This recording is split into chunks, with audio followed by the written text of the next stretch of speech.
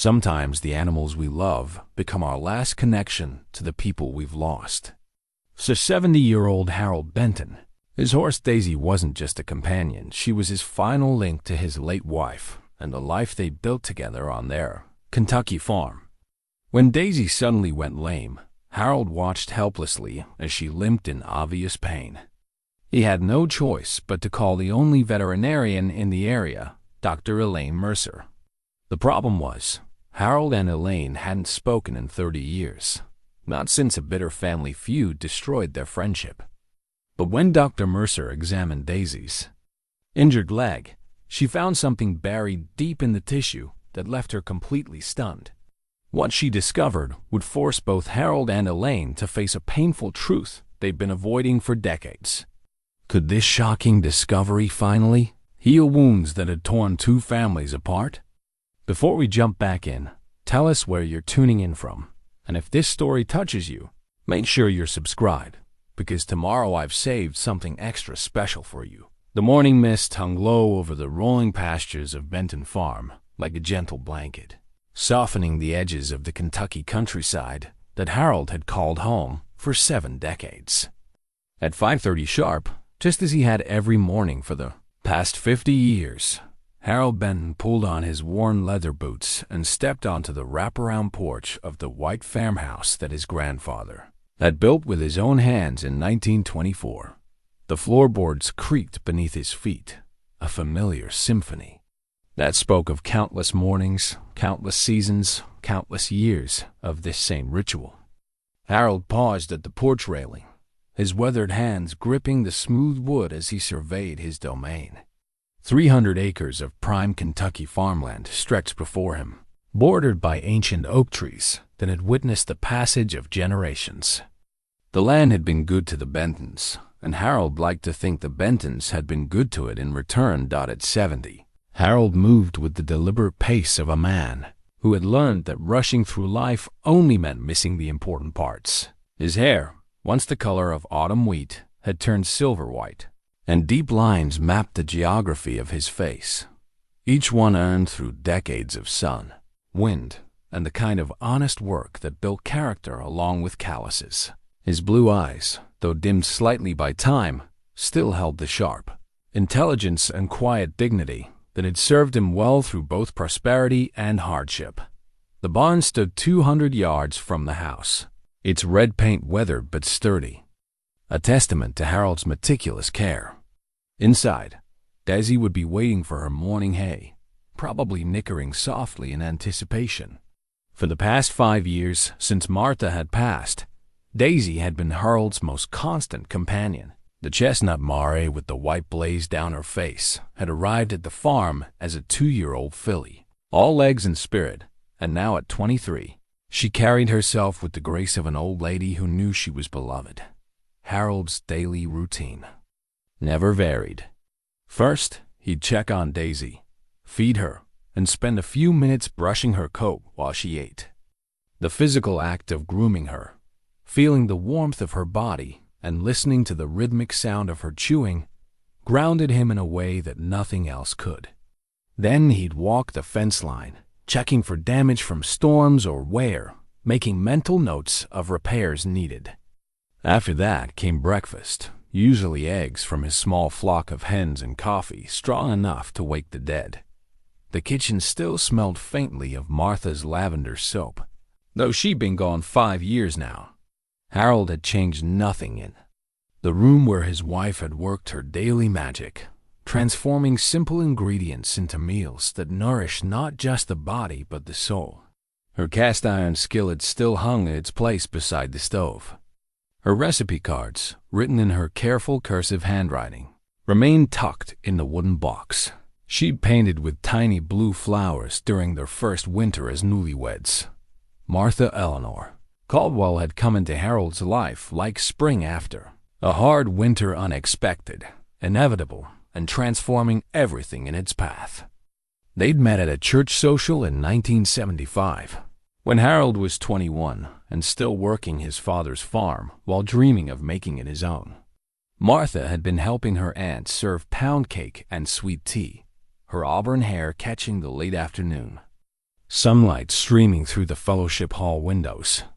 When Harold approached her table, tongue-tied and awkward in his Sunday best, she'd smiled at him with such warmth that he'd forgotten every smooth line he'd rehearsed. "You look like a man who could use some cake," she'd said, cutting him a generous slice without being asked. "I look like a man who could use a lot of things," Harold had replied, surprising himself with his boldness. Martha had laughed in a sound like silver bells, and Harold knew with the certainty of sunrise that he would spend the rest of his life trying to hear that laugh again. Their courtship had been proper but passionate, conducted on porch swings and at church suppers, in letters written by lamplight, and conversations that stretched long into warm summer evenings. Martha had loved the idea of farm life, had embraced it with the enthusiasm of someone who understood that working the land was not just a job, but a calling. They'd married in the spring of 1977, and Martha had moved into the farmhouse with nothing but 2 suitcases and dreams, big enough to fill every corner. She'd transformed the house from a bachelor's sparse quarters into a home that welcomed neighbors, family, and strangers alike.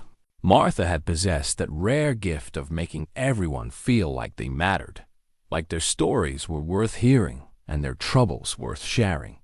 The farmhouse kitchen had become the unofficial gathering place for miles around, where coffee was always fresh and wisdom was dispensed along with homemade biscuits. But it was Martha's flower garden that had truly been her masterpiece. She'd spent 37 years nurturing the plot of land behind the house, transforming it from a patch of weeds into something that belonged in a fairy tale.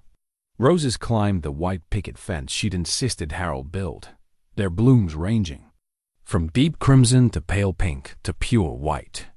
Hollyhocks stood at attention along the back border, their tall stalks heavy with flowers that attracted butterflies and hummingbirds. Lavender, rosemary, and mint provided fragrance and flavor, while beds of marigolds, zinnias, and cosmos added splashes of color that changed with the seasons. Even now, 5 years after Martha's death, the garden continued to bloom. Harold tended it with the devotion of a pilgrim maintaining a shrine, following the careful notes Martha had left him about when to plant, when to prune, when to water. Every morning after checking on Daisy, he'd walk through the garden paths Martha had laid out in gentle curves, deadheading flowers and pulling weeds, feeling her presence in every petal and leaf. The neighbors had been kind after Martha's passing, bringing casseroles and offering help with chores. Harold appreciated their concern, but he'd made it clear that he intended to continue managing the farm on his own. At 70, he was still strong enough to handle the daily tasks, and the work gave his day structure and purpose. Besides, Daisy needed him, and he needed her. The Mare had been Martha's last gift to him, purchased secretly and presented on his 65th birthday with a red ribbon around her neck and mischief in Martha's eyes. "Every farmer needs a good horse," Martha had said, though they both knew the tractor handled most of the heavy work these days. But Daisy had proven her worth in countless ways, as a companion for solitary rides through the back pastures, as a gentle soul who seemed to understand Harold's moods better than most humans, and now as a living link to the woman who had chosen her with such care. Harold's closest neighbors were the Washingtons, an African-American family who'd bought the farm to the east about 15 years ago. James Washington was a good man in his 50s, a retired teacher who decided to try his hand at raising cattle. His wife Rosa kept a vegetable garden that rivaled Martha's flower beds, and their teenage grandson Marcus helped Harold with odd jobs during summer breaks. The boy reminded Harold of himself, at that age eager to work, quick to learn, and possessed of that particular brand of restless energy that came from being young in a place where the pace of life was measured in seasons rather than minutes. To the west lived the Kowalskis, a Polish couple who'd immigrated 30 years ago and built a thriving dairy operation. Stan Kowalski was a man of few words but many kindnesses, always ready to lend a hand or share equipment when needed. His wife Anna made pierogi that could bring tears to a grown man's eyes and insisted on bringing Harold a dozen every Christmas, despite his protests that she'd already done too much. These were good people, the kind of neighbors who understood that living in the country meant looking out for each other without making a show of it. They respected Harold's independence while keeping a watchful eye on the old man living alone on the hill. When his mailbox had been damaged in the storm last winter, it had been mysteriously repaired by morning. When he'd been laid up with the flu 2 springs ago, groceries had appeared on his porch with no note attached. But there had been another neighbor once, another farm family whose children had played with Harold in these very fields, whose parents had shared Sunday dinners and harvest celebrations, whose friendship had been as much a part of Harold's life as the changing seasons. The Mercer farm had bordered the Benton property to the south. 150 acres of good pasture land where Dr. William Mercer had raised cattle and horses while maintaining his veterinary practice in town. The Mercers had been more than neighbors, they'd been family in all but blood. Harold's father and William Mercer had served together in Korea, and that shared experience had forged a bond that extended to their wives, their children, and their grandchildren. Harold had grown up with William's daughter Elaine, a fierce girl 2 years his junior, who could ride better than most boys and wasn't afraid to prove it. They'd been constant companions, exploring the creeks and woods that marked the boundary between their properties, building forts and sharing secrets and dreams. Elaine had always known she wanted to be a veterinarian like her father. Even as a child, she'd shown a gift for healing injured animals, nursing wounded birds back to health, and coaxing scared puppies to trust her gentle hands. Harold had watched her grow from a determined girl into a brilliant young woman who'd earned her veterinary degree from Auburn University and returned home to eventually take over her father's practice. For a time, it had seemed like the friendship between the two families would continue into the next generation. Harold and Elaine had maintained their closeness through their teenage years and into their 20s, their relationship evolving from childhood companionship into something deeper and more complex. There had been moments, summer evenings on the porch, Christmas celebrations in front of the fireplace, quiet conversations under star-filled skies, when Harold had wondered if perhaps their futures might be intertwined in ways beyond mere friendship. But life had other plans. Harold had met Martha, and the course of his future had been set with the certainty of a river flowing toward the sea. Elaine had seemed to understand, had even served as a bridesmaid at their wedding, standing beside Martha with a smile that never wavered, even though Harold sometimes caught a shadow of something regret, perhaps, or simply the bittersweet recognition that some chapters of life had ended, while others were just beginning. The rift between the families hadn't come all at once. It had developed slowly, like a crack in a foundation that grows wider with each freeze and thaw. The details were painful even now, 30 years later, and Harold found himself reluctant to examine them too closely. There had been a misunderstanding, then accusations, then harsh words spoken in anger that could never be taken back. By the time the dust settled, the Mercers had sold their farm and moved away, leaving behind only memories and the bitter taste of friendship turned sour. Now, as Harold stood on his porch, watching the morning mist lift from his pastures, he pushed those thoughts away. There was no point in dwelling on what couldn't be changed. The past was past, and he had enough to occupy his mind with the present. Today was Tuesday, which meant it was time to check the water troughs and make sure the fence posts along the north pasture were still solid after the recent storms. But first, as always, he needed to see about Daisy. Harold's boots crunched on the gravel path leading to the barn, each step a percussion note in the quiet symphony of morning sounds, roosters crowing in the distance, the gentle lowing of cattle from the Washington farm, the whisper of wind through the oak leaves. He'd made this walk thousands of times, but today something felt different. There was a tension in the air, subtle as a change in barometric pressure before a storm. The barn doors stood slightly ajar, just as he'd left them the night before. Harold pushed them open wider, breathing in the familiar sense of hay, leather, and the warm, earthy smell of a well-maintained stable. Sunlight slanted through the windows, illuminating dust motes that danced like tiny spirits in the golden beams. "Morning, girl," Harold called out, his voice carrying the warmth of genuine affection. Usually, Daisy would respond with a soft whinny and the sound of hooves shifting in anticipation of breakfast. Today, there was only silence. Harold's steps quickened as he approached Daisy's stall. What he saw there made his breath catch in his throat. The chestnut mare stood in the far corner. Her weight shifted awkwardly to 3 legs, while her left front hoof barely touched the ground. Her normally bright eyes were dulled with pain, and a fine sheen of sweat darkened her coat despite the cool morning air. "Oh, sweetheart," Harold whispered, his voice thick with concern. He approached slowly, speaking in the low, soothing tones that had always calmed her. "What's happened to you?" Daisy lifted her head as he drew near, nickering softly in greeting. But the sound was strained, lacking her usual enthusiasm. Harold's experienced hands ran gently over her neck and shoulder, feeling the tension in her muscles. When he knelt to examine her leg, Daisy flinched and shifted away, clearly favoring the injured limb. The leg was swollen from the fetlock down, hot to the touch and tender. Harold could see no obvious wound, no cut or puncture that might explain the sudden lameness.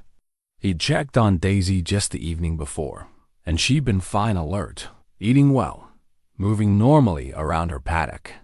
Whatever had happened had occurred during the night. Harold's mind raced through possibilities. Had she caught her leg in the fence, stepped in a hole, kicked at something and injured herself? He examined every inch of the stall and the small paddock beyond, looking for clues, but found nothing that might explain the injury. "Easy, girl," he murmured, running his hand along Daisy's neck. "We're gonna figure this out." But even as he spoke the words, Harold felt a cold knot of dread forming in his stomach. At 23, Daisy was getting on in years for a horse. What if this wasn't a simple injury? What if it was something more serious: arthritis, a fracture, or one of those mysterious ailments that seem to strike older animals without warning? The thought of losing Daisy hit Harold like a physical blow. She was more than just a horse. To him, she was his companion, his confidant, his last living link to Martha. Every morning for 5 years, Daisy had been there to greet him, her presence a constant in a world that seemed increasingly empty. The idea of facing that emptiness without her was almost unbearable. Harold spent the next hour trying to make Daisy comfortable. He brought her fresh water and her favorite sweet feed, though she showed little interest in either. He applied a cold compress to the swollen leg, hoping to reduce the inflammation, but Daisy's condition didn't improve. If anything, she seemed to be growing worse. The pain etched more deeply in her posture with each passing minute. By 9 o'clock, Harold knew he had no choice. Daisy needed professional help, and there was only one veterinarian within 50 miles of his farm. The knowledge sat in his stomach like a stone, heavy and indigestible. He'd managed to avoid this moment for 30 years, had arranged his life carefully to ensure their paths would never cross again. But now, faced with Daisy's suffering, his own pride and old grievances seemed petty and selfish. Harold walked slowly back to the house, each step weighted with reluctance. In the kitchen, he stood for a long moment staring at the old rotary phone that hung on the wall beside the refrigerator. Martha had insisted on keeping it, claiming that the new cordless phones were too complicated and didn't have the same satisfying ring. Now Harold was grateful for her stubbornness. The familiar weight of the handset in his palm was somehow comforting. The phone book was tucked in the drawer beneath the phone, its pages yellowed with age. Harold found the number he was looking for under Veterinary Services, Mercer Animal Clinic, Dr. Elaine Mercer, DVM. The listing was stark and professional, giving no hint of the shared history that lay between them. Harold dialed the number with fingers that trembled slightly. Whether from age or emotion, he couldn't say the phone rang once, twice, 3 times. For a moment, he hoped no one would answer, that he could hang up and tell himself he'd tried. Mercer Animal Clinic. This is Sarah speaking. How can I help you? The voice was young and cheerful, probably a receptionist or assistant. Harold cleared his throat, suddenly aware that he hadn't spoken to another person in 3 days. This is Harold Benton, he said, his voice gruff with disuse. I have a horse that needs to be seen. It's urgent. There was a brief pause, and Harold wondered if the name Benton still carried weight in this office.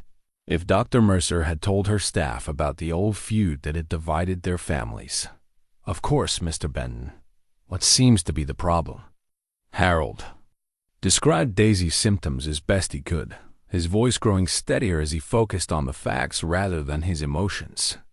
The receptionist asked a few questions about Daisy's age and medical history, then put him on hold.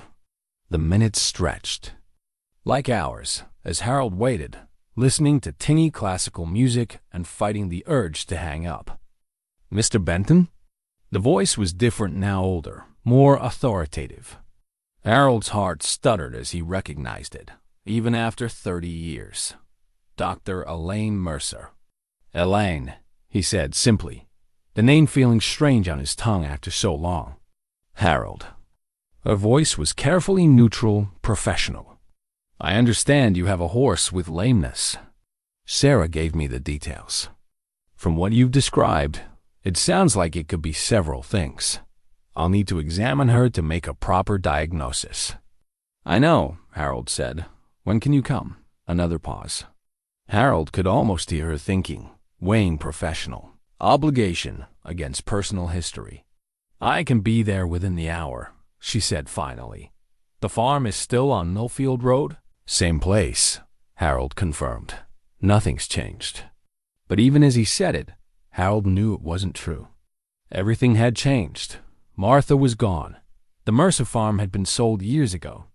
They were both older, grayer, carrying the weight of 3 decades of silence and misunderstanding. The only thing that remained the same was the land itself, the rolling hills and ancient oaks that had witnessed their childhood friendship and its bitter end. I'll see you soon, Elaine said, and the line went dead. Harold hung up the phone and stood in his kitchen, surrounded by the ghosts of happier times. Martha's recipe cards seemed to watch him from their box on the counter. The smell of her lavender soap lingered in the air like a blessing and a reproach.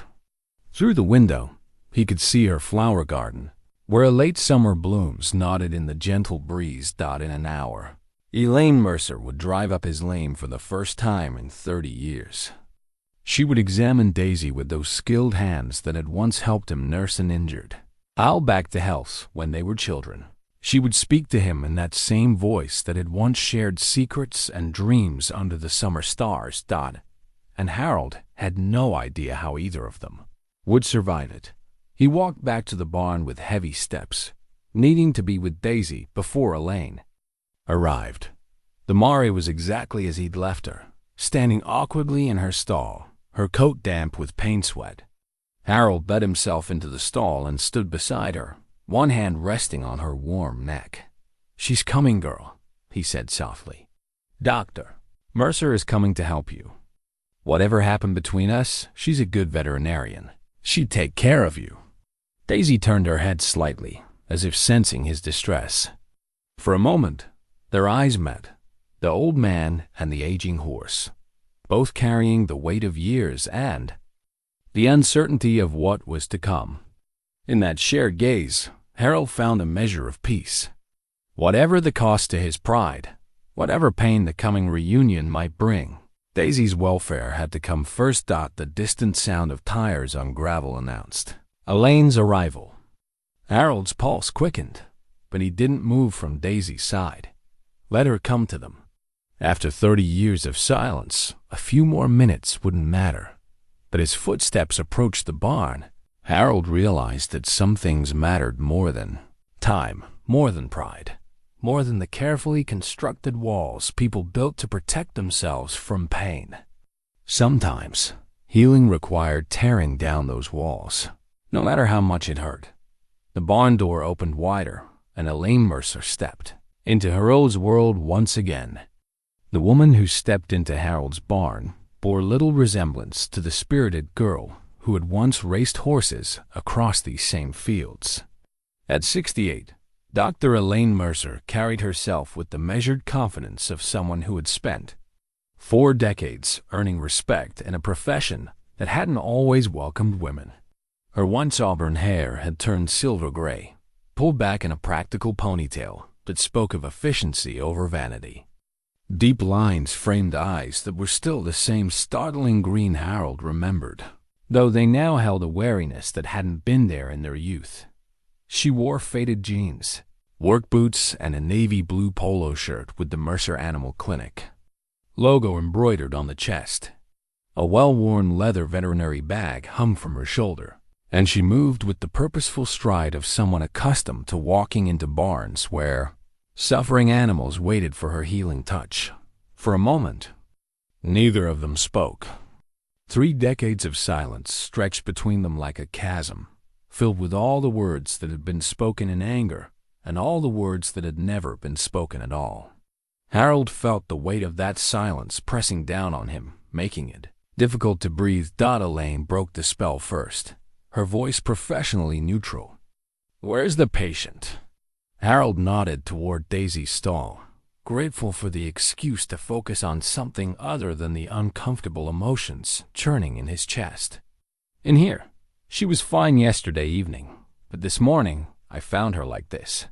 Elaine approached the stall with the cautious confidence of someone who understood that injured animals could be unpredictable. She paused at the gate, allowing Daisy to see her and catch her scent before entering.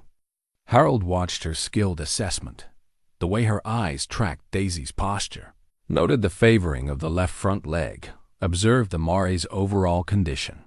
"Hello, beautiful," Elaine said softly, her professional demeanor warming as she addressed the horse. "Let's see what's troubling you." She entered the stall slowly, speaking in low, soothing tones that Harold remembered from their childhood. Elaine had always had a gift with animals, an intuitive understanding that went beyond textbook knowledge. Even as a young girl, she could calm a frightened horse or coax a wounded bird to accept her help. Harold remained outside the stall, giving Elaine space to work, but unwilling to leave Daisy's side entirely. He watched as Elaine's hands began their careful examination, starting at Daisy's neck and working systematically down her body. The mare stood still for the examination, seeming to understand that this stranger was there to help. "She's a beautiful animal," Elaine said, her hands moving along Daisy's shoulder. "What's her breeding?" "Quarter horse," Harold replied, his voice hoarse. "Martha picked her out about 8 years ago. Said every farmer needed a good horse, though we both knew the tractor did most of the heavy work by then."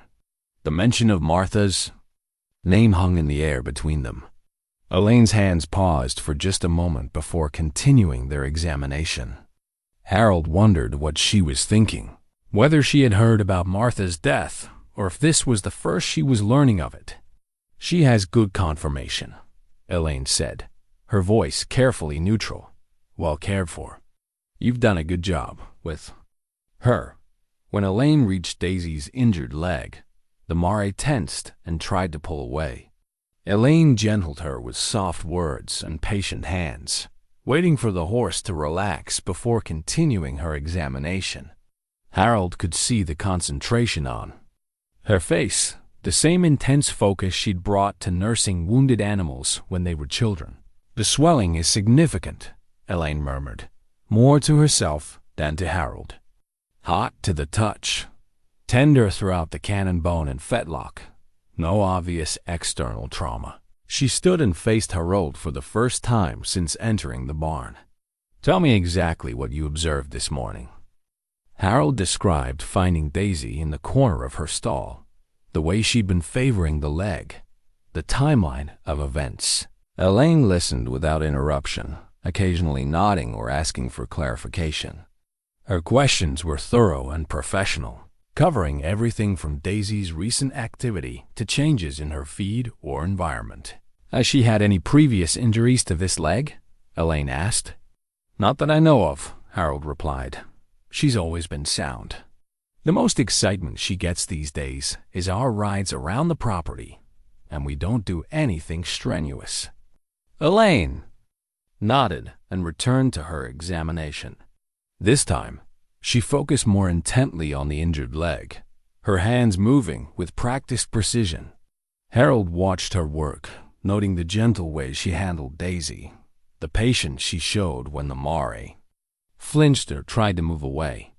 "I'm going to need to get some x-rays," Elaine said finally. "There could be a fracture, though I'm not feeling anything obvious. The swelling and heat suggest a significant inflammation, but without imaging, I can't rule out a break or chip." Harold felt his heart sink. How serious could it be? Elaine's expression was carefully controlled. "Let's not borrow trouble until we know what we're dealing with. I have a portable X-ray unit in my truck. With your permission, I'd like to bring it in and get some images." Harold nodded, grateful that she was being thorough.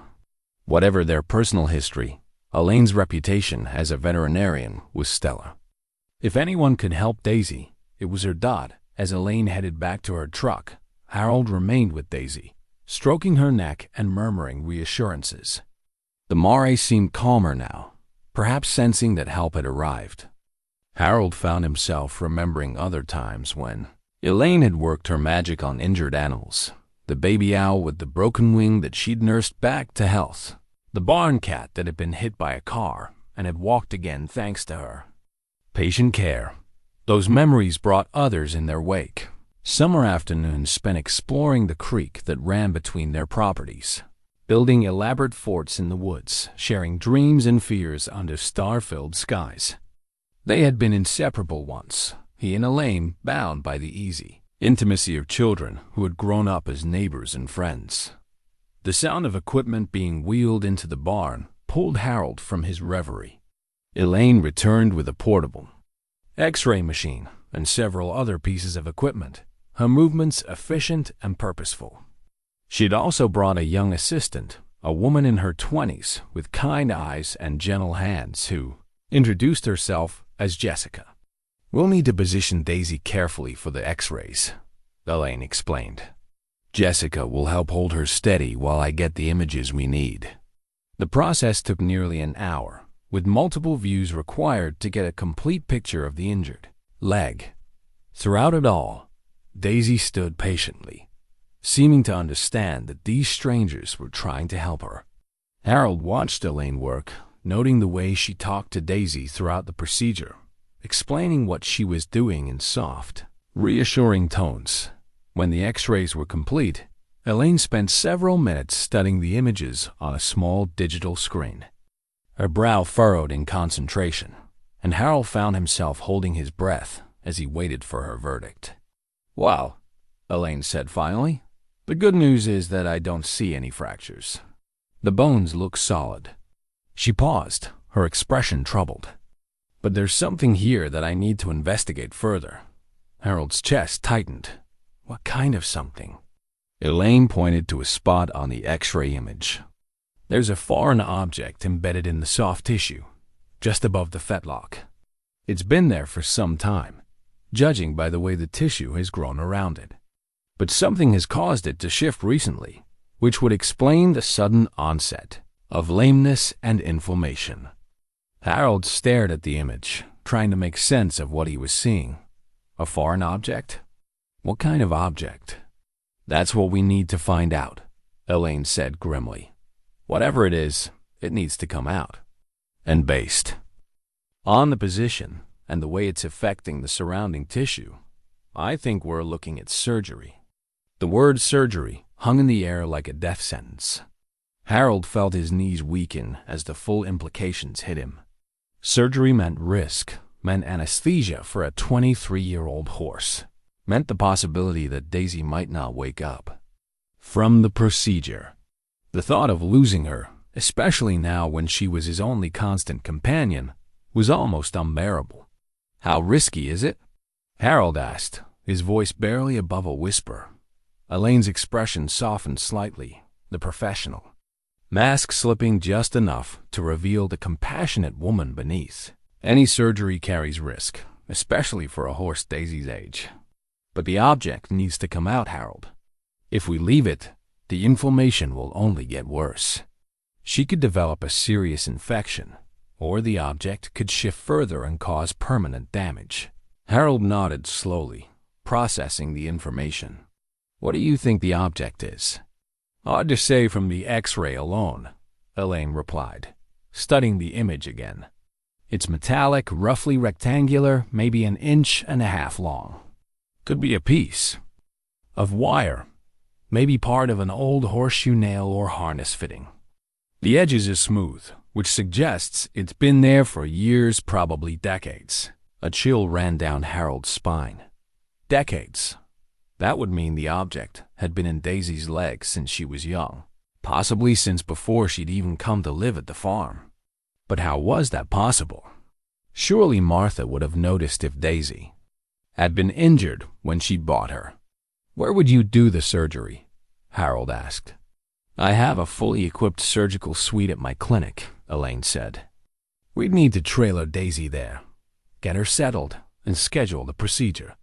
I'd recommend we do it as soon as possible, tomorrow morning, if you're willing." Harold's mind raced. The thought of Daisy leaving the farm, of being separated from her during such a frightening time, filled him with dread. But he also knew that Elaine was right. The longer they waited, the worse Daisy's condition might become. "I'll need to think about it," Harold said. Though they both knew he didn't really have a choice. Elaine nodded. "Of course. But Harold," she paused, seeming to struggle with something. "I know this is difficult. I know my being here makes it more complicated. If you prefer, I can recommend another veterinarian. Dr. Patterson in Lexington is excellent, though it would mean a longer trailer ride for Daisy." Harold looked at her in surprise. After all these years, after everything that had happened between their families, she was offering to step aside for his comfort. The gesture touched something deep inside him, a remnant of the friendship they'd once shared. "No," he said firmly. "You're the best veterinarian in the area. Daisy deserves the best care, regardless of—" He stopped, not knowing how to finish the sentence. "Regardless of our past," Elaine said quietly. "Yes." They stood in awkward silence for a moment, the weight of 30 years of estrangement settling between them like dust. Harold found himself studying Elaine's face, noting the changes that time had wrought. She was still beautiful, but it was a different kind of beauty, now weathered, earned, marked by years of hard work and difficult decisions. "I should give you some pain medication for Daisy," Elaine said, breaking the silence. "Something to keep her comfortable until we can do the surgery." She prepared a syringe with practiced efficiency, explaining the medication and its effects. Harold watched her gentle handling of Daisy, the way she spoke to the mare in soft, reassuring tones. Some things, it seemed, never changed. "She should be more comfortable within the hour," Elaine said, packing up her equipment. "Call me tonight and let me know your decision about the surgery. If you agree, I'll arrange for a trailer to pick her up first thing in the morning." Harold nodded, already knowing what his decision would be. Daisy's welfare had to come first, no matter how uncomfortable the situation made him. As Elaine prepared to leave, she paused at the barn door. "Harold," she said, her voice uncertain. "I was sorry to hear about Martha. She was a good woman." The unexpected kindness in her voice nearly undid him. Harold felt his throat tighten with emotion he thought he'd learned to control. "Thank you," he managed. She always spoke fondly of you. Even after." "I know," Elaine said softly. "She sent me a Christmas card every year. Never wrote anything personal. Just signed her name, but she never missed a year." Harold stared at her in shock. In all their years of marriage, Martha had never mentioned sending Christmas cards to Elaine. The thought that his wife had maintained some small connection to the Mercer family, even after the bitter falling out, was both touching and bewildering. "I didn't know," Harold said. "She probably thought it would upset you," Elaine replied. Martha was always thoughtful that way. The admission hung between them, opening a door to conversations they weren't ready to have. Harold found himself remembering Martha's gentle insistence on forgiveness, her belief that grudges were like poison that hurt the bearer more than the target. Had she been trying, in her quiet way, to build a bridge across the chasm that had divided their families? "I should go," Elaine said, shouldering her bag. "Think about what I've said and call me tonight." "Daisy's going to be fine, Harold. We'll take good care of her." After she left, Harold remained in the barn with Daisy, his mind churning with conflicting emotions. The Mare was already showing signs of improvement from the pain medication, standing more comfortably and showing interest in the hay he offered her. But Harold barely noticed, too caught up in the revelation about Martha's Christmas cards. Why had his wife maintained contact with Elaine all these years? What had driven her to reach out, year after year, to the daughter of the family that had caused Harold so much pain? Martha had known the whole story, had been there through the worst of it. She'd seen how the betrayal had wounded Harold, how it had changed him. Yet she'd continued to send those cards, maintaining a thread of connection across the years of silence. Harold walked slowly back to the house, his thoughts a tangle of past and present. The kitchen felt different somehow, as if Elaine's presence had stirred up ghosts that had been peacefully sleeping. He found himself looking at Martha's recipe box with new eyes, wondering what other secrets his wife had kept, what other acts of quiet diplomacy she'd undertaken without his knowledge. The afternoon passed slowly. Harold tried to keep busy with his usual chores, but his mind kept returning to Daisy's condition and the surgery that awaited her. He called the clinic at 5 o'clock, as Elaine had requested, and confirmed that he wanted to proceed with the operation. The trailer would arrive at 7 the next morning. That evening, Harold sat on his porch as the sun set over his fields, watching the last light fade from the sky. Somewhere in town, Elaine was probably preparing for tomorrow's surgery, reviewing Daisy's x-rays and planning the procedure. The thought that his horse's life was in the hands of someone he hadn't spoken to in 30 years should have filled him with anxiety. Instead, he found himself remembering a summer afternoon when they were 12 and 10, watching Elaine carefully splint the wing of an injured sparrow. "She'll fly again," Elaine had said with the absolute confidence of childhood. Sometimes, things need to be broken before they can heal properly. Harold wondered now if she'd been talking about more than just the bird's wing. The horse trailer arrived promptly at 7, driven by a young man named Tommy who worked for Elaine's clinic. Harold had been awake since 4, unable to sleep for worry about what the day would bring. He'd spent the early morning hours sitting with Daisy, brushing her coat until it gleamed and talking to her in the low, soothing tones he'd learned from Martha. "You're going to be just fine, girl," he'd murmured, though the words were as much for his own comfort as for hers. "Dr. Mercer knows what she's doing. She's going to take good care of you." Loading Daisy into the trailer proved easier than Harold had expected. Despite her injury, the Mare walked up the ramp with only minimal hesitation, her trust in Harold overcoming her natural caution about unfamiliar places. Harold rode in the passenger seat of Tommy's truck, his hands clenched in his lap as they made the 20-minute drive to town. The Mercer Animal Clinic had grown significantly since Harold had last seen it. What had once been a modest building with a few examination rooms had expanded into a modern facility with state-of-the-art equipment and a dedicated surgical suite. Harold felt a surge of pride for Elaine's success, followed immediately by the familiar pang of regret for all the years they'd lost. Elaine met them in the clinic's parking area, Dressed in surgical scrubs and looking every inch the competent professional, she supervised Daisy's unloading with the same careful attention Harold remembered from their childhood, noting every detail of Damare's condition and movement. "How did she travel?" Elaine asked, running her hands along Daisy's neck. "Well enough," Harold replied. "The pain medication seems to be helping." Elaine nodded and led them into the clinic's reception area. Harold looked around with interest, noting the comfortable waiting area with its warm lighting and collection of framed photographs showing Elaine with various animal patients over the years.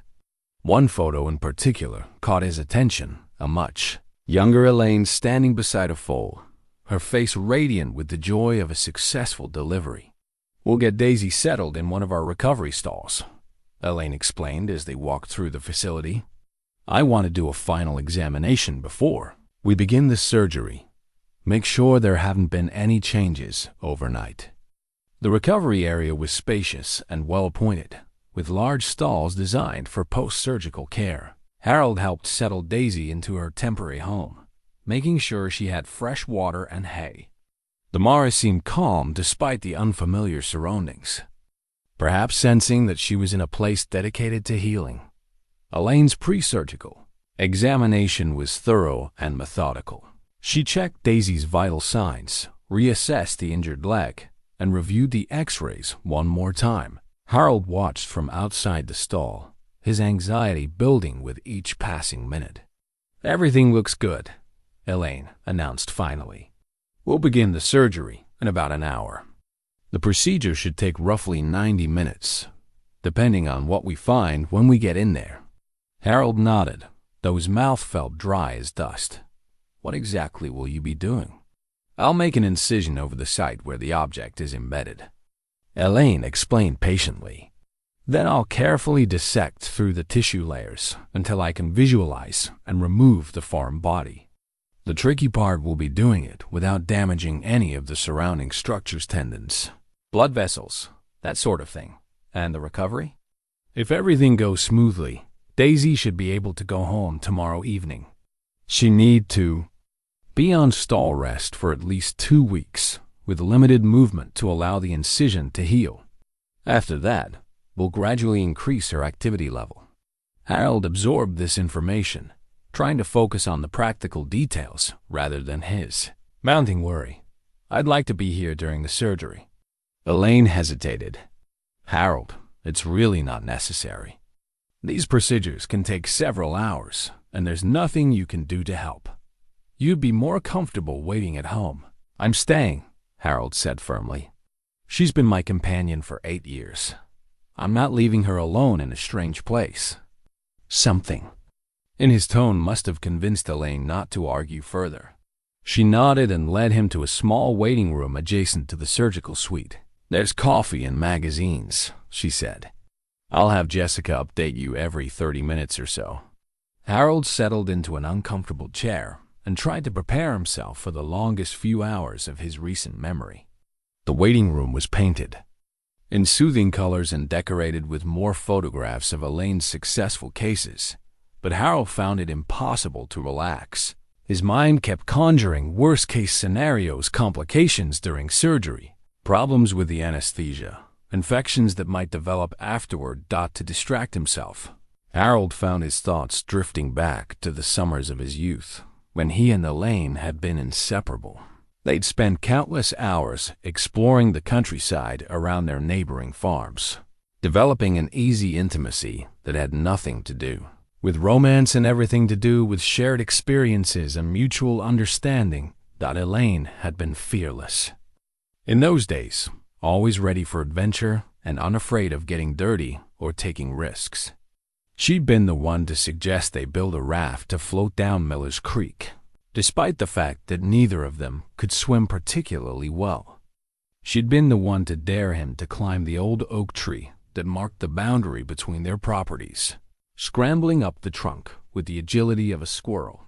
But it was her gentleness with injured animals that Harold remembered most clearly.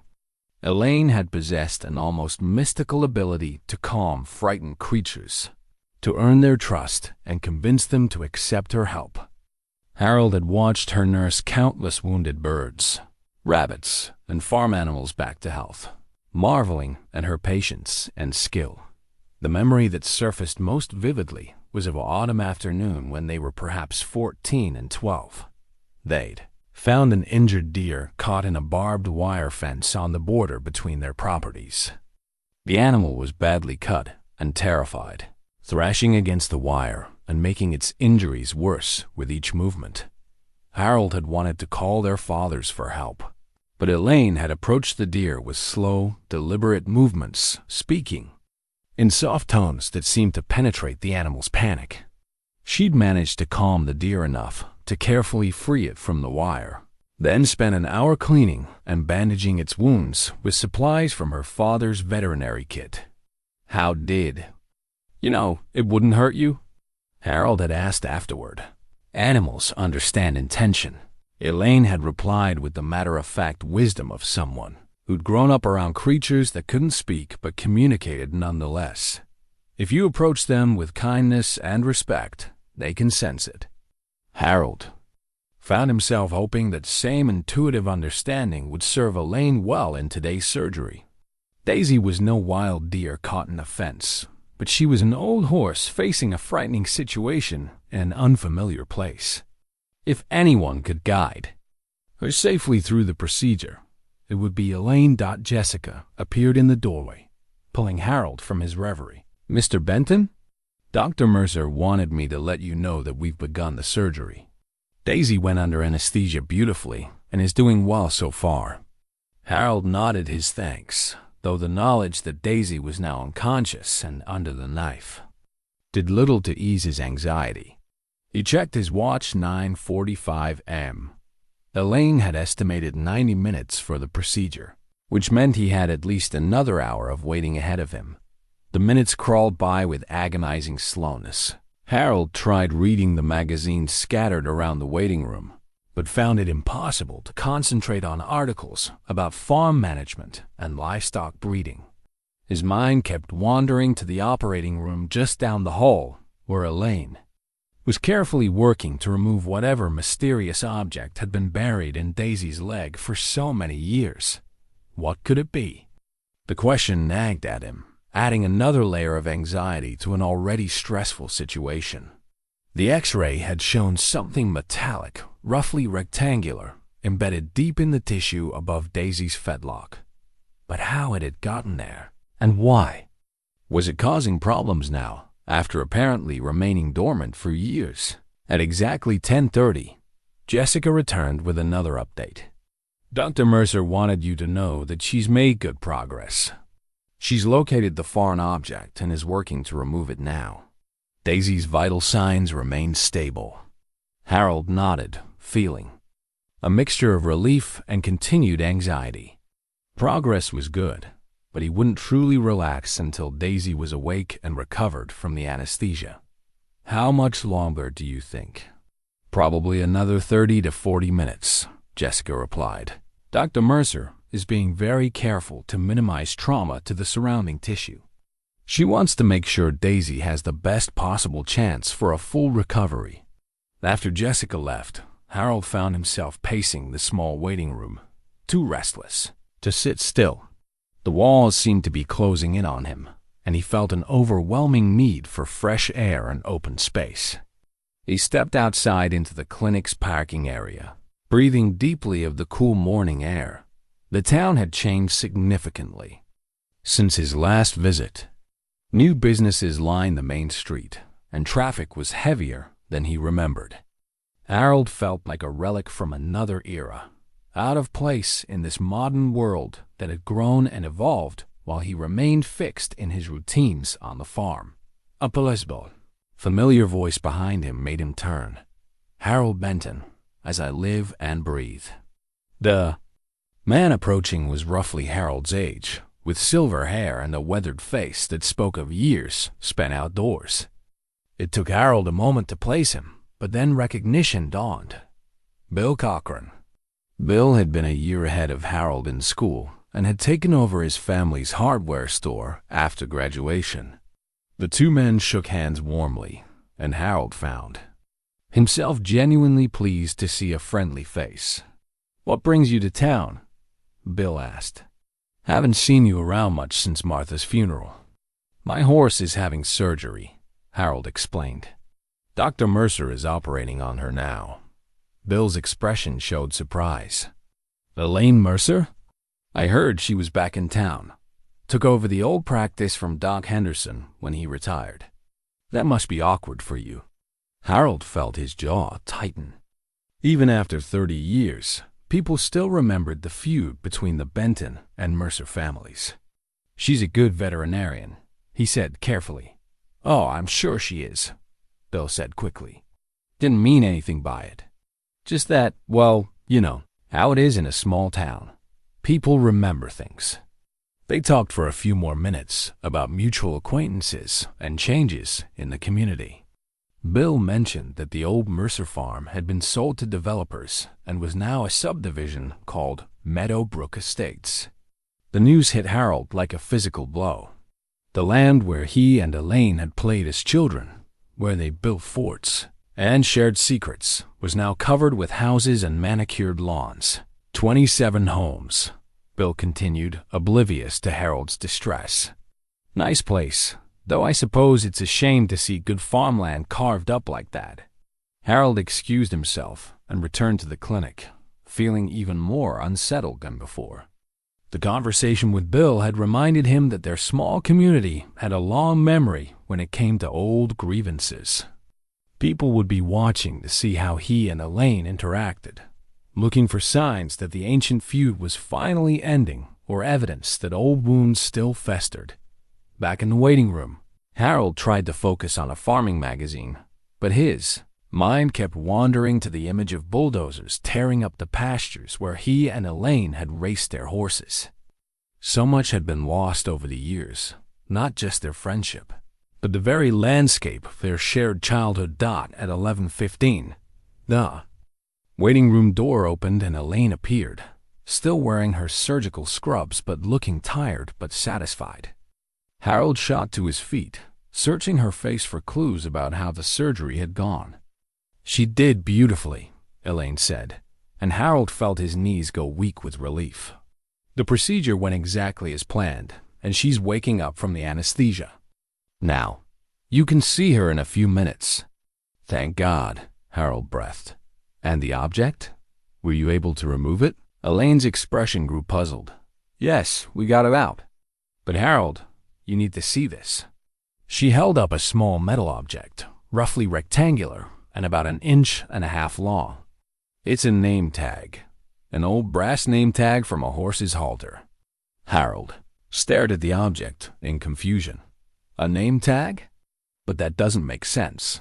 Daisy has never worn a halter with a name tag." "Look closer," Elaine said, holding the tag under the waiting room's bright lights. Despite being embedded in tissue for years, some lettering was still visible on the tarnished surface. Harold squinted at the faint markings, trying to make them out. "Thunder," he read slowly. "The name is Thunder." Elaine nodded. "That's what I saw too. Harold, this tag has been in Daisy's leg for a very long time, probably since she was a foal. The tissue growth around it suggests it's been there for decades." Harold's mind raced, trying to make sense of this revelation. Thunder had been his horse, a spirited stallion he'd owned in his 20s, before he'd married Martha. Thunder had been killed in a bonfire that had swept through the area in the early 1980s, along with several other horses from neighboring farms.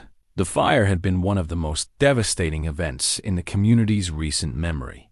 "I don't understand," Harold said, his voice barely above a whisper. "Thunder died in the fire. I saw his body myself." Elaine's expression was troubled. "Harold, I think we need to talk about this more. But first, let's go see Daisy. She's asking for you." They walked together to the recovery area, where Daisy stood somewhat groggy in her stall, still affected by the anesthesia, but alert and responsive.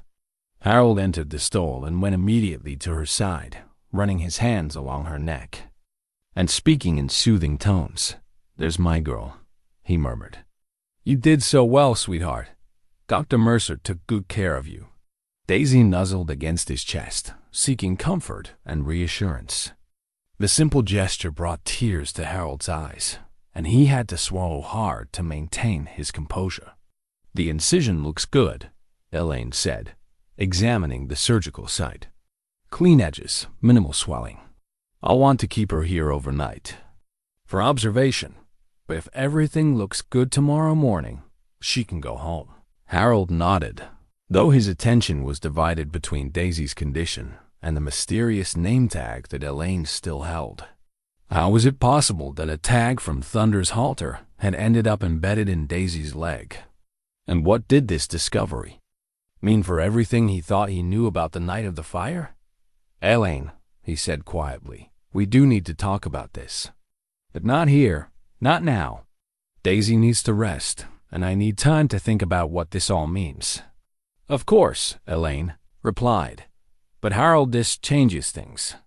This tag, this connection to Thunder, it suggests that there's more to Daisy's history than either of us realized." Harold looked down at the brass tag in Elaine's palm, its tarnished surface holding secrets that had been buried for 3 decades. Whatever those secrets were, he had a feeling that uncovering them would force him to re-examine everything he thought he knew about the past, including the events that had torn apart 2 families and ended the most important friendship of his youth. Harold spent the remainder of the day in a state of restless confusion, his mind churning over the implications of the name tag's discovery. He returned home in the early afternoon, the farmhouse feeling impossibly empty without Daisy's reassuring presence in the barn. A silence seemed to press against him from all sides, broken only by the ticking of the old mantel clock that had belonged to his grandfather. Unable to concentrate on his usual chores, Harold found himself drawn to the old wooden trunk in the spare bedroom, the one that contained Martha's carefully preserved memories of their life together. He'd avoided opening it since her death, finding the task too painful, but now he felt compelled to search for something that might shed light on the mystery of Daisy's true identity. Martha had been meticulous about keeping records, Harold found. Vaccination certificates, bills of sale, and photographs documenting every animal that had lived on their farm over the decades. But when he looked for Daisy's papers, he found something that made his blood run cold. The bill of sale was dated 8 years ago, but the horse described wasn't named Daisy. According to the document, Martha had purchased a chestnut mare named Lady from a horse dealer in Lexington. The description matched Daisy perfectly: the white blaze, the markings on her legs, even her approximate age. But there was no mention of any previous injuries or embedded objects. Harold stared at the papers with growing unease. Why would Martha have changed the horse's name? And why had she never mentioned that Daisy had originally been called something else? The deception felt like a betrayal, as if the woman he thought he knew completely had been keeping secrets from him. Digging deeper into the trunk, Harold found Martha's journal from that period, the leather-bound book where she'd recorded her thoughts and daily activities during the final years of her life. With trembling hands, he turned to the entries from 8 years ago, searching for any mention of the horse purchase. What he found made his heart race. March 15th. Saw the most remarkable thing today at Patterson's horse sale. A chestnut mare, maybe 15 years old, with the sweetest disposition. But here's the strange part. When I asked about her history, the dealer got nervous, said she'd been through several owners and her papers were unclear. Something about the way he said it made me think there was more to the story. But Harold needs a companion, especially with his hip bothering him more these days. I think I'll buy her. March 18th. Brought the mare home today. Harold was surprised, but pleased. I've decided to call her Daisy. Seems like a fresh start deserves a fresh name. She seems to recognize the farm somehow. Keeps looking toward the old burn site where the barn used to stand. Maybe she's just getting her bearings. March 25th. Something odd happened today. Daisy got spooked when Harold led her past the memorial stone we put up for the horses that died in the fire. She actually backed away from it, trembling. Harold laughed it off, said horses have long memories for places where bad things happened. But I keep thinking about what the dealer said about her unclear papers. April 2nd. I've been watching Daisy carefully, and I'm more convinced than ever that there's something unusual about her history. She knows this farm too well for a horse that's never been here before. Yesterday, I caught her standing at the gate to the back pasture, nickering toward the creek where Harold used to ride Thunder. It's probably my imagination, but sometimes I wonder. Harold's single quotes S-hand shook as he read the entries. Martha had suspected something from the very beginning, but she'd never shared her concerns with him. The memorial stone she'd mentioned was still there, a simple granite marker they'd placed near the site of the old barn to honor the horses that had died in the fire. Thunder's name was engraved on it, along with those of 3 other horses from neighboring farms. The fire had been the most traumatic event of Harold's adult life up to that point. It had started in the early hours of October morning in 1983, spreading rapidly through the old wooden barn before anyone could respond. Harold had managed to save 2 of his horses, but Thunder and another Mare named Belle had been trapped in the back stalls. By the time the volunteer fire department arrived, the building was fully engulfed. Harold had watched helplessly as his beloved stallion perished in the flames. Or so he'd thought.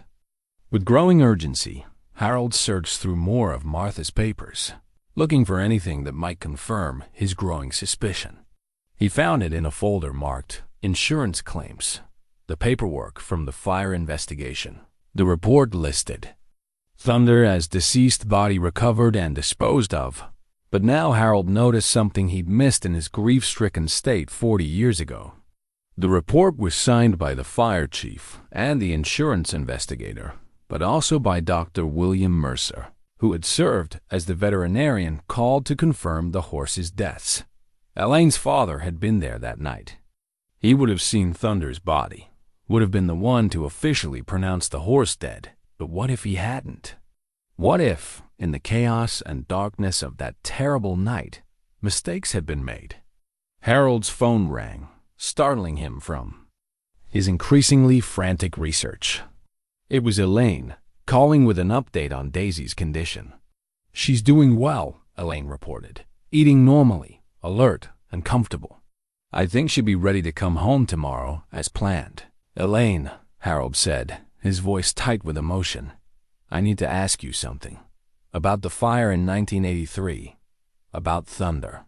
There was a long pause on the other end of the line. "What about it? Your father was there that night. He signed the report, saying Thunder was dead. But what if he was wrong? What if Thunder survived somehow?" Another pause, longer this time. "Harold, what are you suggesting?" "I'm suggesting that the horse I've been calling Daisy for 8 years might actually be Thunder. That somehow he survived the fire and has been alive all this time." The silence stretched between them, heavy with implications. Finally, Elaine spoke, her voice carefully controlled. "Harold, I think you need to come to the clinic. There's something I need to show you."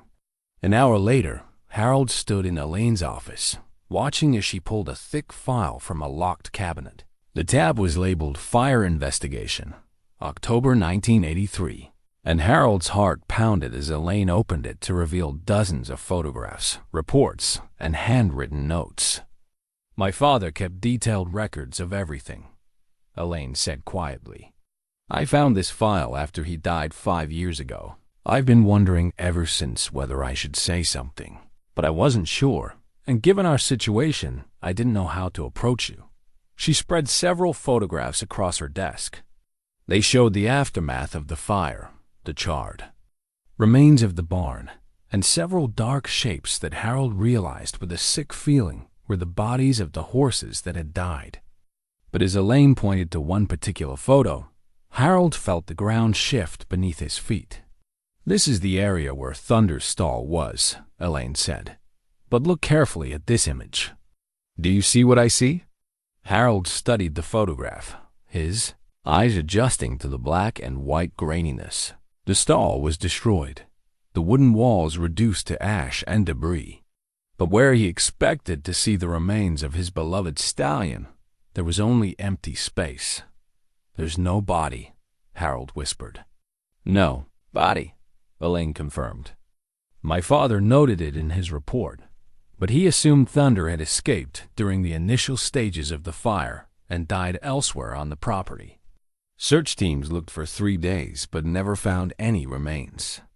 Elaine pulled out another document, a handwritten note in her father's distinctive script. "But look at this. It's a memo he wrote to himself 3 weeks after the fire." Harold read the note with growing amazement. Saw a chestnut stallion matching Thunder's description at the Henderson place today. Horse appeared injured but alive. When I approached, it bolted into the woods. Need to investigate further, but if Thunder survived, why hasn't Harold come looking for him? Unless he doesn't know. "Your father knew," Harold said, his voice barely above a whisper. "He knew Thunder. Might have survived, but he never told me." Elaine's expression was pained. "I think he wanted to tell you, but then the situation between our families got complicated, and by the time he might have said something, too much time had passed. Too much damage had been done." Harold stared at the evidence spread before him, pieces of a puzzle that had been incomplete for 30 years finally clicking into place. Thunder had survived the fire, had somehow escaped and lived as a wild horse for years before, eventually being captured and sold through the network of horse dealers that Martha had encountered. The brass name tag had remained embedded in his leg all that time, a hidden identifier that only surgery could reveal. "She knew," Harold said suddenly. "Martha knew, or at least suspected. That's why she changed his name, why she never told me about his strange behavior around the memorial stone. She was protecting me from the truth. Or maybe," Elaine said gently, "she was waiting for the right time to tell you. Maybe she thought you needed time to heal from other losses before you could handle this revelation." Harold thought about Martha's Christmas cards to Elaine, about all the small kindnesses and diplomatic gestures his wife had made over the years. She'd been building bridges, preparing for a day when old wounds might finally heal and long-buried truths could come to light. Now the day had arrived. 30 years after Thunder's supposed death, and 5 years after Martha's actual one. The horse Harold had known as Daisy was actually his beloved Thunder, aged and gentle, but miraculously alive.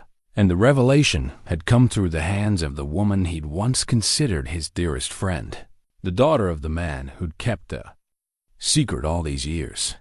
The irony was almost too much to bear. Harold drove home from the clinic in a daze, his mind reeling from the magnitude of what he'd learned. Thunder was alive. The horse he'd mourned for 30 years. The companion he'd thought he'd lost forever in that terrible fire had been with him all along. The revelation should have filled him with joy, but instead he felt a complex mixture of emotions, relief, anger, confusion, and a grief that was somehow deeper than what he'd experienced when he'd thought Thunder was dead. The sun was setting. As Harold pulled into his driveway, painting the farmhouse and surrounding fields in shades of gold and amber, everything looked the same as it had that morning, but Harold felt as if he was seeing his home through completely different eyes. The memorial stone near the old barn site, the paddock where Thunder Daisy spent her days, even Martha's flower garden seemed to hold new meaning now that he understood the truth. Harold sat in his truck for several minutes, unable to bring himself to get out. The weight of 30 years of deception pressed down on him like a physical force. Martha had known, or at least suspected, and had chosen to keep the secret. Dr. William Mercer had known and had taken that knowledge to his grave. Even Thunder himself seemed to have participated in the conspiracy, adapting to his new identity as Daisy without giving any clear sign of his true nature. But perhaps most devastating of all was the realization that the feud between the Benton and Mercer families. The bitter argument that had destroyed their friendship and shaped the last 3 decades of Harold's life might have been based on a fundamental misunderstanding. If Dr. Mercer had known Thunder was alive, if he'd been trying to find a way to tell Harold the truth, then everything that had happened afterward took on a different meaning. Harold finally forced himself out of the truck and walked slowly toward the house. The evening chores would have to wait. He needed time to process what he'd learned, to figure out how to move forward with this knowledge. But as he reached the front porch, he heard the distant sound of a car engine coming up his lane. It was Elaine, driving her veterinary truck with its familiar clinic logo on the side. Harold watched her approach with a mixture of anticipation and dread. They'd left so much unsaid at the clinic, so many questions unanswered and emotions unexpressed. Now they would have to confront not just the truth about Thunder, but the larger truth about their families, relationship, and the years of silence that had kept them apart. Elaine parked near the house and climbed out of her truck, moving with the purposeful stride Harold remembered from their youth.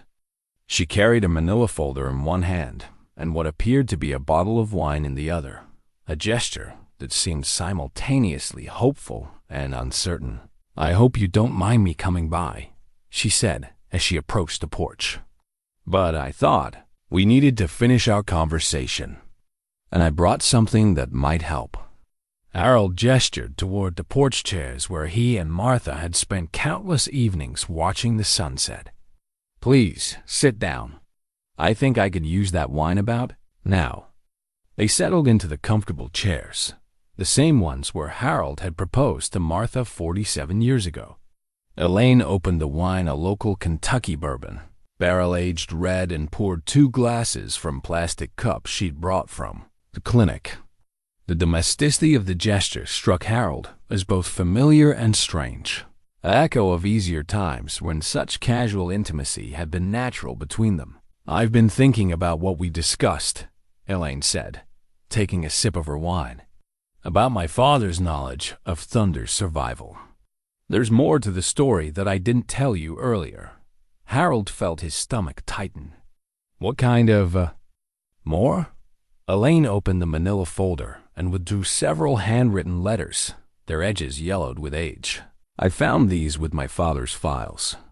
They're letters he never sent, drafts of correspondence he wrote to you over the years, trying to find a way to tell you about Thunder." Harold accepted the letters with trembling hands. The first was dated just 6 months after the fire, written in Dr. Mercer's careful script. "Dear Harold, I started this letter a dozen times and can never find the right words. There's something I need to tell you about the night of the fire, about Thunder. I have reason to believe he may have survived, that he escaped before the barn collapsed. I've seen a horse matching his description several times in the woods between our properties, but he's wild now, won't let anyone approach. I know how much you love that stallion, and I can't bear to give you false hope if I'm wrong. But I also can't bear to keep this from you if there's a chance he's alive. I've been trying to track him, to bring him home to you if possible, but ... The letter ended mid-sentence, as if Dr. Mercer had been unable to continue. Harold looked up at Elaine, his eyes burning with unshed tears. "He was trying to help," Harold said, his voice thick with emotion. "All this time, I thought he was keeping the truth from me out of spite or indifference, but he was trying to protect me." Elaine nodded. "Look at the next one. It's dated 2 years later." The second letter was longer and more detailed. "Harold, I finally managed to get close enough to the stallion to confirm it's Thunder. He's thin and scarred, clearly been living rough, but he's alive and appears healthy. I've been leaving grain out for him, trying to gain his trust, but progress is slow. The problem is that every time I try to approach him, he bolts deeper into the woods. I think the fire traumatized him so severely that he's afraid of people now. I know I should have told you this immediately, but frankly, I wasn't sure how. You've been through so much pain already. And I didn't want to raise your hopes only to have them crushed again if I couldn't bring him home. But I realize now that wasn't my decision to make. You have a right to know, regardless of the outcome. The complication is our family's disagreement over the Johnson land purchase. I know you feel I betrayed your father's trust, and perhaps I did. But Harold, please don't let our business dispute prevent you from knowing that your horse is alive. Whatever happens between us, Thunder belongs with you. Asterisk. Again, the letter was unfinished. Harold looked at the date and felt his heart sink. This letter had been written just weeks before the argument that had torn their families apart, the dispute over the Johnson property that had escalated into accusations of betrayal and broken trust. Dr. Mercer had been trying to tell him about Thunder, even as their friendship was falling apart. There are 6 more letters, Elaine said quietly, all unfinished, all expressing the same struggle. He wanted to tell you, but the timing never seemed right. And after our families stopped speaking, he felt it was too late. Harold read through the remaining letters, each one a testament to a man wrestling with an impossible decision. In some, Dr. Mercer described his ongoing efforts to capture Thunder. In others, he speculated about the horse's psychological state and whether returning him to captivity would be a kindness or a cruelty. The final letter, dated just 2 years before Dr. Mercer's death, revealed that Thunder had finally disappeared entirely, possibly captured by horse dealers or moved to another area. He never stopped looking, Harold said, his voice barely above a whisper. Even after all these years, he was still trying to find Thunder and bring him home. And in a way, he succeeded, Elaine said. Not directly, but Thunder did eventually find his way back to you. Maybe that's what Martha understood, that sometimes healing takes time, that some stories need to unfold in their own season. Harold set the letters aside and looked out across his fields, now shrouded in the purple dusk of evening. Fireflies had begun to emerge, blinking their ancient signals among the grass and wildflowers that grew along the fence lines. The sight reminded him of countless summer evenings from his youth, when he and Elaine had chased those same fireflies through these same fields, their laughter echoing across the countryside. I need to see him, Harold said suddenly. Tonight. I need to go to the clinic and see Thunder Daisy, whatever we're calling him now. I need to look at him with fresh eyes, knowing who he really is. Elaine nodded. I thought you might. That's actually why I came by. I brought my truck keys. She held them up with a slight smile. Unless you prefer to drive yourself. Harold shook his head. I don't think I'm in any condition to drive right now. Too many emotions, too many memories stirring around up here. He tapped his temple with a finger that trembled slightly. They finished their wine in companionable silence, watching the last light fade from the western sky. Harold found himself studying Elaine's profile, noting the changes that 30 years had wrought, but also recognizing the girl he'd once known in the curve of her jaw and the way she tilted her head when she was thinking. Elaine, he said finally, about what happened between our families. About the Johnson land dispute. I owe you an apology. She turned to look at him, her green eyes reflecting the soft light from the porch lamp. Harold, that was a long time ago.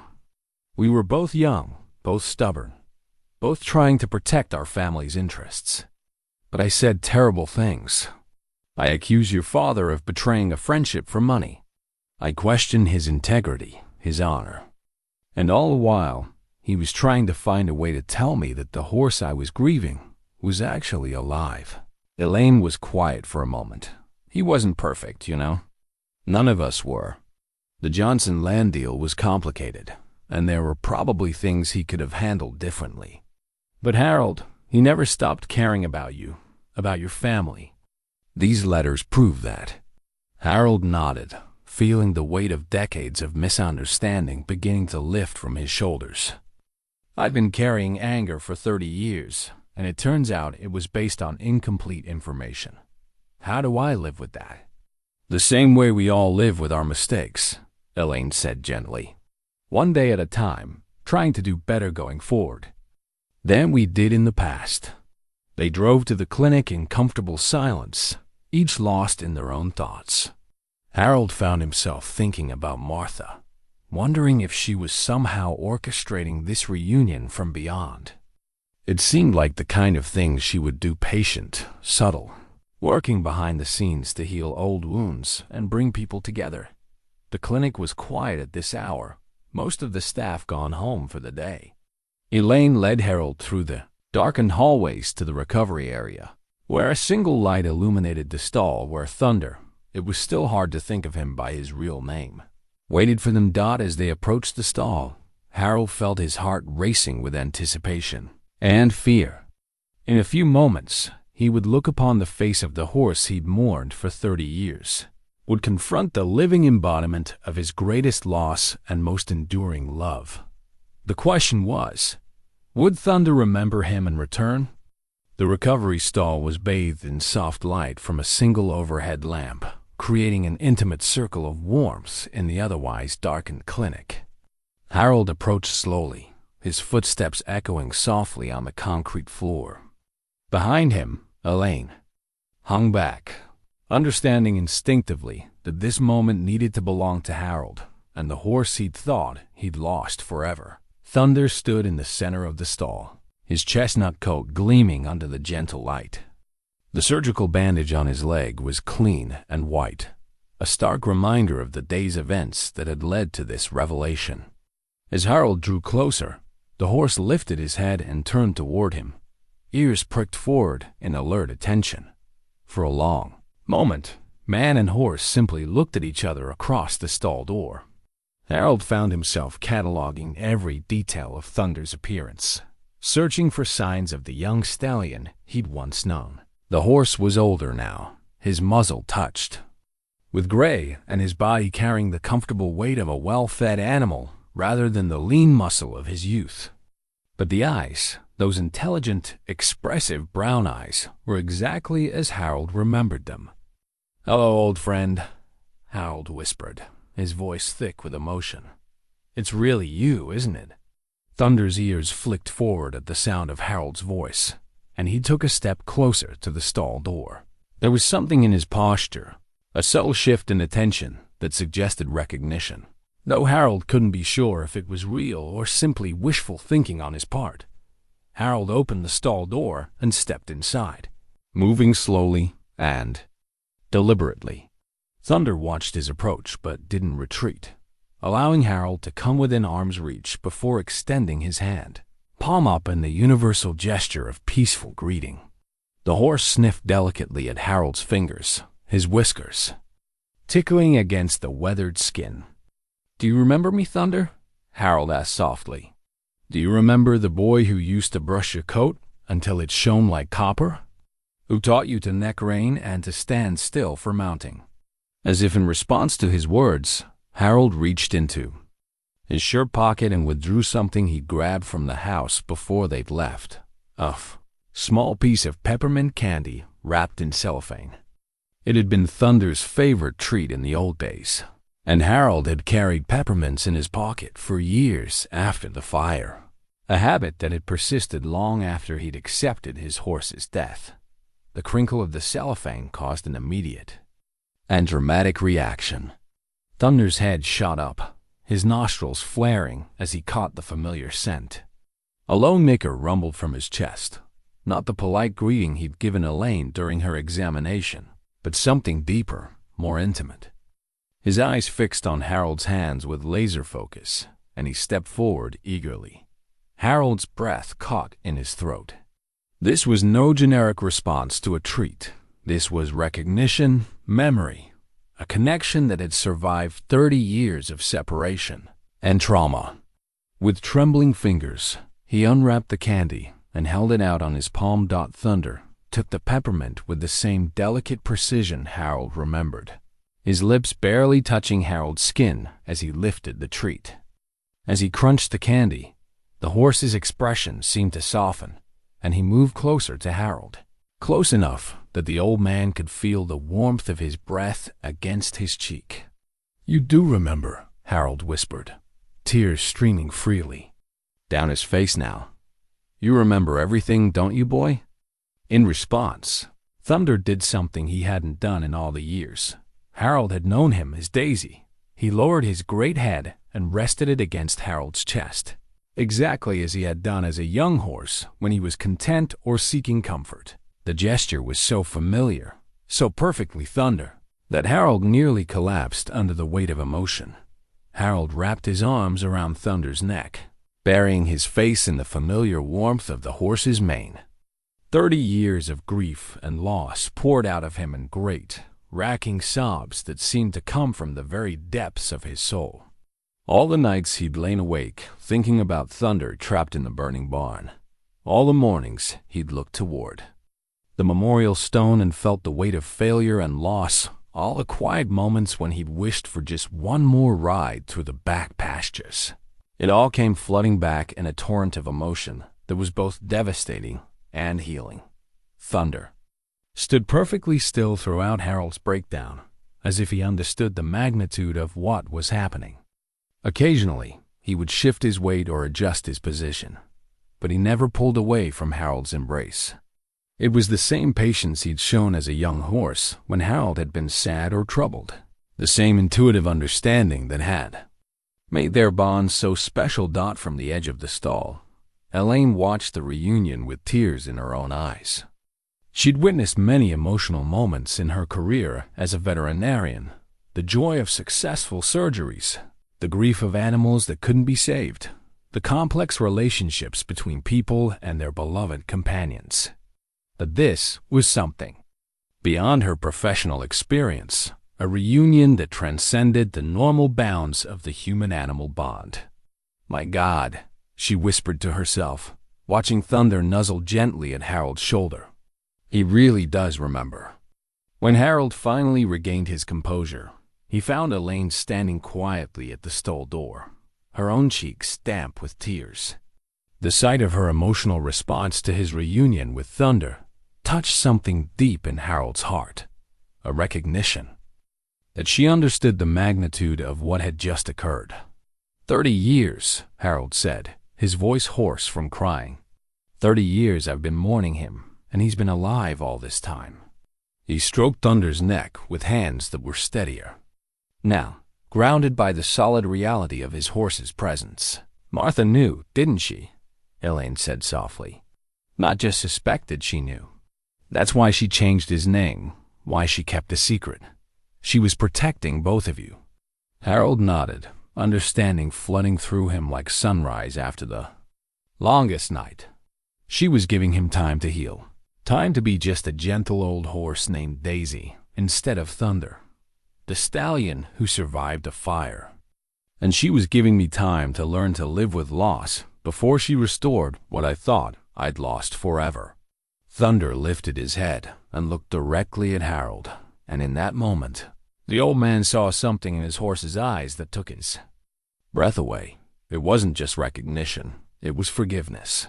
Thunder bore no resentment for the years of separation, no anger at being abandoned to live wild in the woods. There was only the patient, enduring love of a horse who had somehow found his way home at last.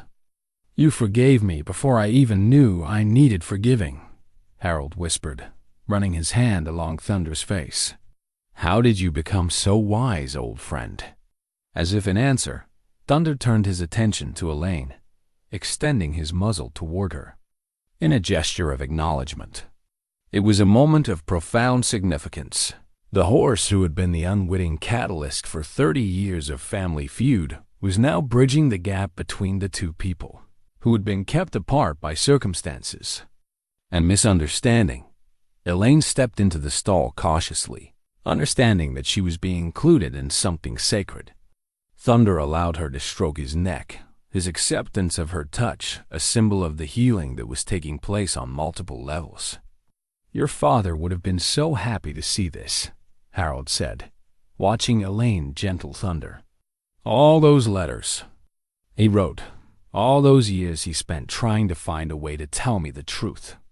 He never gave up hope that Thunder would come home. He left me something else, Elaine said, reaching into her jacket pocket. "I didn't know if I should give it to you, but now seems like the right time." She withdrew a small, worn leather pouch, the kind that might have held tobacco or coins. "I found it with the letters. It's addressed to you." Harold accepted the pouch with trembling fingers. His name was written on the leather in Dr. Mercer's familiar handwriting, along with the words, "To be given to Harold when Thunder comes home." Inside, Harold found a small silver medallion on a chain, the same medallion that Dr. Mercer had worn every day of his adult life, passed down through 3 generations of veterinarians in his family. There was also a note, this one finished. "Unlike all the others, Harold, if you're reading this, it means Thunder has found his way back to you, and perhaps our families have found their way back to each other as well. This medallion belonged to my grandfather, who taught my father to be a veterinarian, who taught me to be one, and who I hope will guide Elaine in her career. But before it was a symbol of veterinary practice, it was a symbol of friendship and trust between neighbors who looked out for each other's animals as if they were their own. I'm giving it to you, not because you're a veterinarian, but because you loved Thunder with the kind of devotion that transcends the ordinary bonds between man and animal. You understood that healing sometimes requires patience, that love sometimes requires letting go, and that true friendship can survive even the worst misunderstandings. I hope that when Thunder returns to you, you'll also find room in your heart to forgive an old friend who made mistakes but never stopped caring about you and your family." William Mercer *. Harold's hand shook as he read the letter, and he had to blink away fresh tears to see the medallion clearly. It was beautifully crafted, with an image of a horse and the inscription, "In service of all God's creatures around the border." "He wanted you to have it," Elaine said quietly. "He always said the best veterinarians weren't necessarily the ones with the most education, but the ones who understood that healing was about more than just treating symptoms." Harold looked from the medallion to Thunder to Elaine, seeing the connections that bound them all together, past and present, loss and redemption, separation and reunion. Thunder had been the catalyst for their family's feud, but he was also the bridge that would bring them back together. "Will you help me put it on him?" Harold asked, holding up the chain. "It seems right that he should wear it at least for tonight." Together, Harold and Elaine fastened the medallion around Thunder's neck. The silver gleamed against his chestnut coat, and the horse stood perfectly still as if he understood the ceremony's significance. In that moment, the circle was complete. 3 generations of friendship and misunderstanding, finally resolved through the love of a horse who had refused to let death or distance break the bonds that truly mattered. Thunder nickered softly, the sound carrying a note of contentment that seemed to bless their reunion and promise better days ahead. 3 months later, Harold stood at his kitchen window, watching the morning sun paint golden streaks across the frost-covered pastures. Winter had come early to Kentucky that year, but the cold couldn't diminish the warmth that had settled into his heart since Thunder's homecoming. In the paddock beyond Martha's flower garden, now dormant but carefully mulched for spring, Thunder grazed contentedly alongside a new companion, a young filly named Hope that Elaine had suggested might benefit from the old stallion's gentle influence. The changes in Harold's life had been gradual but profound. Thunder's recovery from surgery had progressed better than anyone had dared hope, and within 6 weeks, he was moving soundly on his previously injured leg. More importantly, the psychological healing had been remarkable. The patient, gentle horse that Harold had known as Daisy remained, but there were moments, a particular arch of the neck, a flash of spirit in his eyes, a playful nicker when Harold appeared with peppermints when the stallion Thunder had been shown through. The transformation hadn't been limited to the horse. Harold found himself looking forward to each day with an enthusiasm he hadn't felt in years. The simple act of walking to the barn each morning had become a celebration rather than a routine. Thunder would greet him with eager whinnies, and Harold would spend long minutes simply standing with his hand on the horse's neck, marveling at the miracle of their reunion. Elaine had become a regular visitor to the farm, ostensibly to monitor Thunder's recovery, but increasingly simply as a friend, rediscovering the easy companionship they'd once shared. She'd helped Harold understand Thunder's behavior during his years as Daisy, how the trauma of the fire had created a psychological barrier that allowed him to exist peacefully as a different horse, protecting himself from painful memories until he was strong enough to reclaim his true identity. Animals are remarkable healers, she'd explained one afternoon as they watched Thunder and Hope play in the pasture. They live so completely in the present moment that they can set aside their past when they need to, then reclaim it when they're ready. Thunder spent 8 years learning to trust and be gentle again. Now he can be both Daisy and Thunder, the survivor and the beloved companion. The revelation about Thunder's survival had rippled through their small community, becoming a story of hope that people shared in coffee shops and church gatherings. But for Harold, the most meaningful change had been the rebuilding of his friendship with Elaine.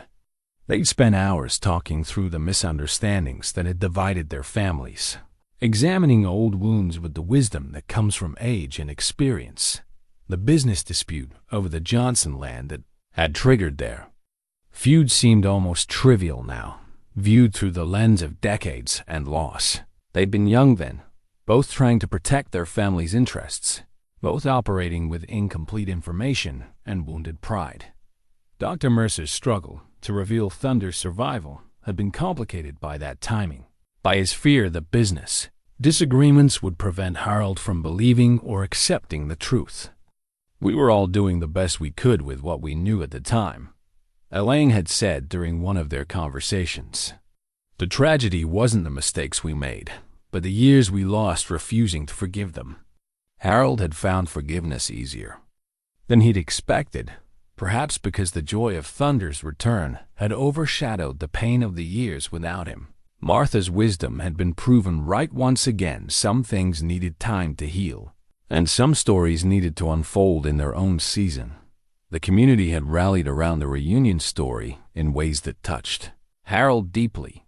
James Washington had brought over a bottle of bourbon to celebrate, and they'd sat on Harold's porch sharing stories about the horses they'd loved and lost. Anna Kowalski had arrived with a basket of food and tears in her eyes, declaring that some miracles were too beautiful for words.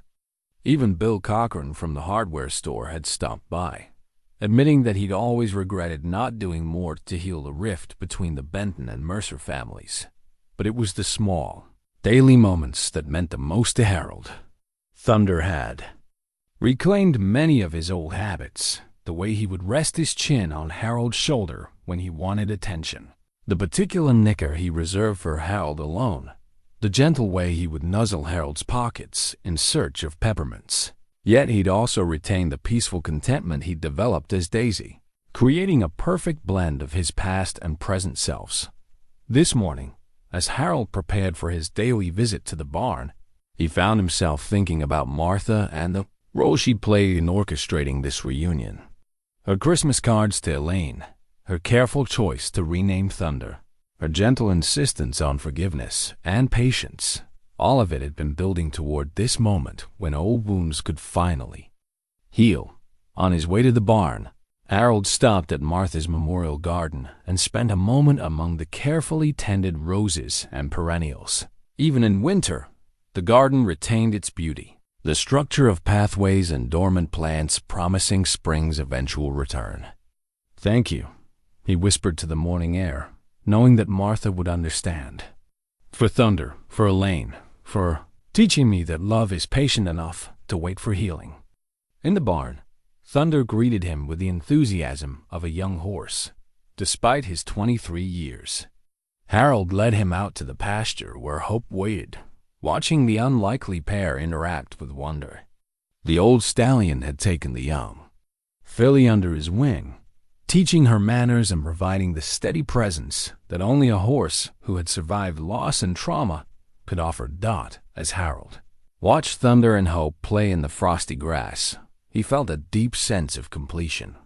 The circle that had been broken 30 years ago had been mended, not just through Thunder's return, but through the restoration of friendship and the understanding that some bonds are too strong to be permanently severed. The future stretched ahead with possibilities Harold hadn't dared imagine just months before.